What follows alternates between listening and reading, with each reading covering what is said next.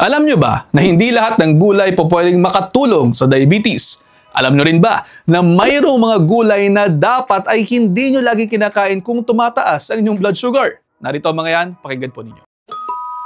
Sa katotohanan ng bagay, ang mga pagkain ay hindi naman talaga created equal. Tulad halimbawa sa gulay, hindi lahat ng gulay pare-pareho ng nutritional value. At pagdating dito sa gulay, mayroong dalawang klase. Meron tayong starchy vegetables at meron din tayong non-starchy vegetables. Kapag sinabi ninyong starchy vegetables, simple lamang po yan.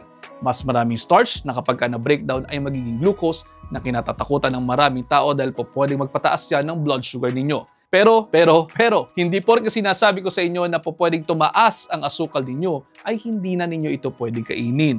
Meron pa rin pong mga antioxidants na makukuha kayo riyan na po pwede pa rin maging part ng healthy diet.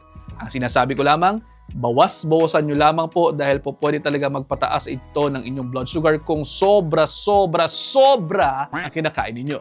Ang mga yan ay mga sumusunod: mais, white and sweet potatoes, taros, kalabasa at cassava. Kung kayo po ay mayroong diabetes at kumakain kayo ng mga ito araw-araw, every meal, every second, every hour, baka kailangan po ninyong bawasan ng mga yan dahil masyadong mataas sa carbohydrates at sa glycemic index. Pero again, hindi naman po sinasabi na wag nang kumain yan. Kinakailangan lamang malaman kung gaano karami ang para sa inyo. Paano malaman? Pumunta po sa isang dietitian dahil hindi po lahat ng para sa isang tao ay para sa lahat ng taong nasa paligid niya. Bawat isa, iba at kinakailangan ng precise measurement para hindi kayo magkaroon ng problema.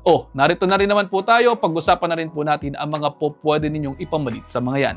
Instead na starchy vegetables ang kinakain ninyo, palitan po ninyo ang mga yan ng non-starchy vegetables dahil ang mga ito ay mabababa sa calories, usually around less than 3 grams of carbs per serving. Bali, ang mga ito po ay yung mga wala sa listahan natin kanina.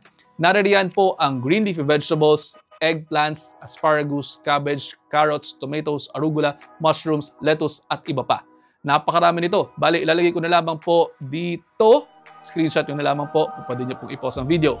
Ang dami kasi talaga, baka hindi tayo matapos dito. Lagi nyo pong tatandaan na ang mga pagkain ay mas mainam in moderation. Oo, sinasabi po natin na po pwedeng makapagpalala ng diabetes ang ilang mga gulay na nabanggit. Pero hindi naman ibig sabihin nito ay hindi na ninyo dapat kinakain ang mga gulay na yan. Bawas lamang po mga kapatid at palitan ng mga non-starchy choices for better control. Tandaan din po na bawat kulay ng gulay mayroong benefits. Tulad halimbawa ng pulang gulay, mayroong mga antioxidants na nakatutulong sa pagpapababa ng blood pressure at cholesterol ang mga yan. Yung mga asul, mga purple, sa mga deep colors, nakakatulong yan sa pag-prevent ng mga sakit at goods din for healthy aging and memory.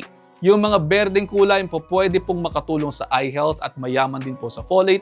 Yung mga orange naman, yung mga yellows, mayroon din mga antioxidants for heart protection at yung mga puti naman po ay nakatutulong sa pagpiprevent ng ilang types ng cancer at pati niya rin ng inyong mga good cholesterol levels. Kaya ang sabi nga po natin, eat the colors of the rainbow at sana po ay binatutunan kayo dito. Pero sorry hindi kasama yung mga Skittles, mga candies do sa colors of the rainbow. Hanggang dito lamang muna po. Follow muna for more and share na sa inyong mga kaibigan. Baka sakaling mas marami pa tayong matulungan. See you in the next episode. Ingat!